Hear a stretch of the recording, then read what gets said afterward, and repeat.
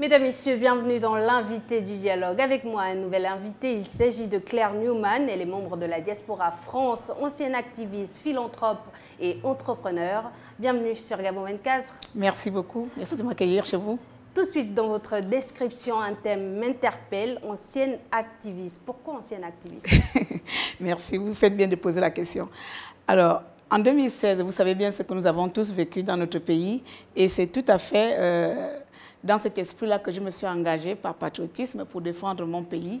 Et j'estime qu'au jour d'aujourd'hui, il n'est plus nécessaire d'être activiste. Le système que je combattais n'est plus là. Et aujourd'hui, c'est un nouveau système. Nous avons le CTRI et j'épouse la vision du CTRI.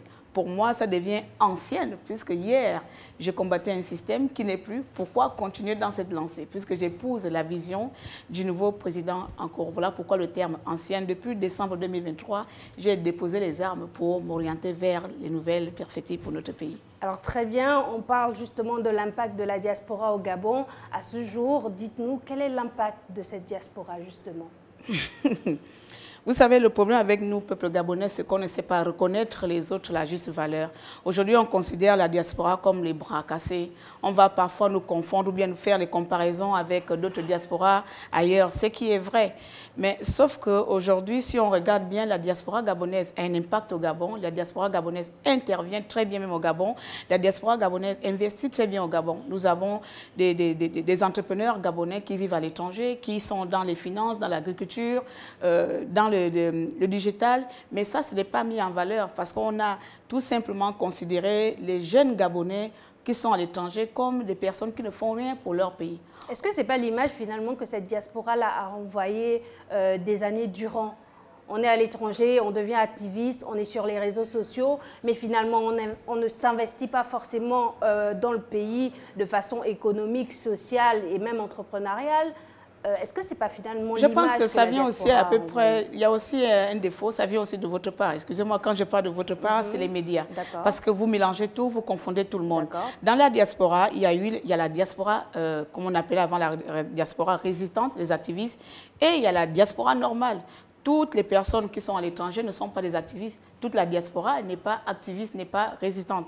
Donc, aujourd'hui, les médias, vous avez juste mis l'image ou la visibilité sur cette diaspora activiste et laissé d'autres diasporas qui font des choses. C'est vrai que nous, les activistes, nous avons porté les problèmes du pays, mais n'empêche qu'il y a la diaspora entreprenante et il y a la diaspora active, qui n'est pas forcément la diaspora activiste. L'activiste, autant pour moi, qui impactent notre société, qui ont des entreprises, qui emploient, qui donnent de l'emploi aux Gabonais. Mais cette diaspora, est-ce que vous en parlez? Est-ce que vous pouvez me citer aujourd'hui combien de Gabonais diaspora? Et justement, c'est peut-être l'occasion d'en parler aujourd'hui sur ce plateau de l'invité de dialogue, cette diaspora-là qui s'implique justement dans les causes du pays même. Vous êtes présidente d'une association. Oui. De quoi s'agit-il exactement?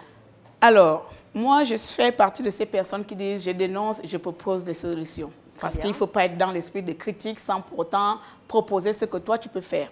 Donc, en 2017, j'ai créé une ONG qui s'appelle Akamayong. Akamayong veut tout simplement dire c'est en langue fang.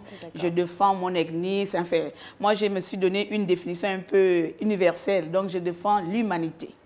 Donc, Akamayong est tout simplement une ONG qui intervient dans l'économie, l'éducation, l'eau sociale.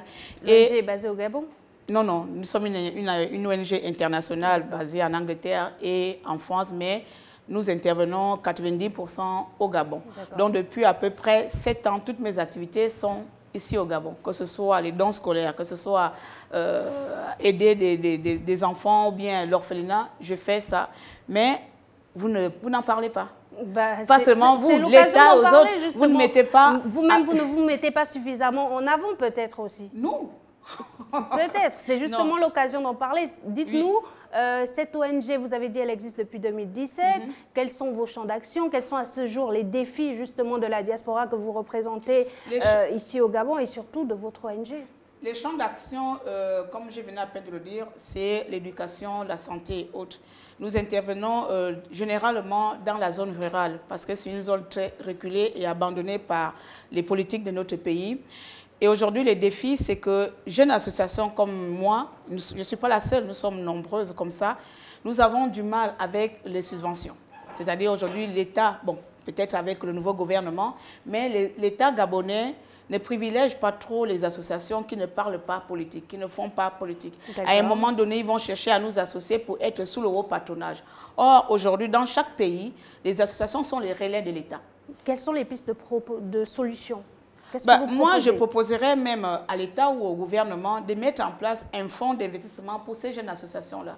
C'est-à-dire que nous devons être capables, si nous avons des projets... Il y a la banque entrepreneuriale qui est en train d'être créée. Oui, mais ça, c'est la banque entrepreneuriale, mais ça ne rentre pas. Imaginons que j'amène un dossier tout à l'heure disant, bon, moi, j'ai envie de mettre en place, disons, un centre d'accueil dans un village. D'accord. La banque en question ne va pas me prendre parce que pour eux, ils n'ont pas un rendement, ils n'ont pas, ce n'est pas un gagnant-gagnant. Aujourd'hui, c'est du gagnant-gagnant. Association veut dire c'est non lucratif. Les gens ne font pas des bénéfices. La plupart des temps, les présidents ou bien les membres des associations sont eux-mêmes les produits générateurs des revenus de leur association. Alors, dites-nous vos propositions. Mes propositions, l'État devrait mettre en place une institution, un fonds de revenus pour les jeunes associations qui ne peuvent pas s'associer avec les politiques.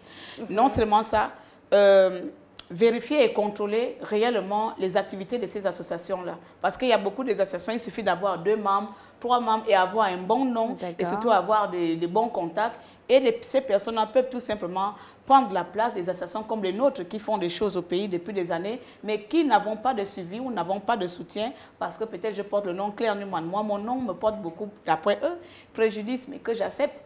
Parce que je ne peux pas changer qui je suis pour vous plaire.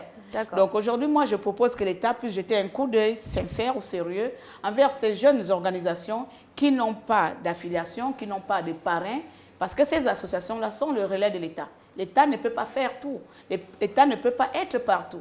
Imaginons aujourd'hui, si moi je vais dans un village, dans votre village, l'État n'est pas dans votre village. C'est par rapport à vous, par rapport à ce que vous allez voir, les données que vous allez recueillir, que vous allez rapporter à l'État, que l'État peut intervenir. C'est ça, c'est du gagnant-gagnant. Mais aujourd'hui, on n'a pas ça. Mais j'espère tout simplement que cela sera mis en place et que nous, jeunes associations, on peut aussi avoir la place dans ce pays. Alors, un terme m'interpelle dans ce que vous venez de dire, c'est relais. J'ai reçu plusieurs membres de la diaspora sur ce plateau. Et justement, certains proposent d'être les relais des représentations diplomatiques à l'étranger. Que pensez-vous?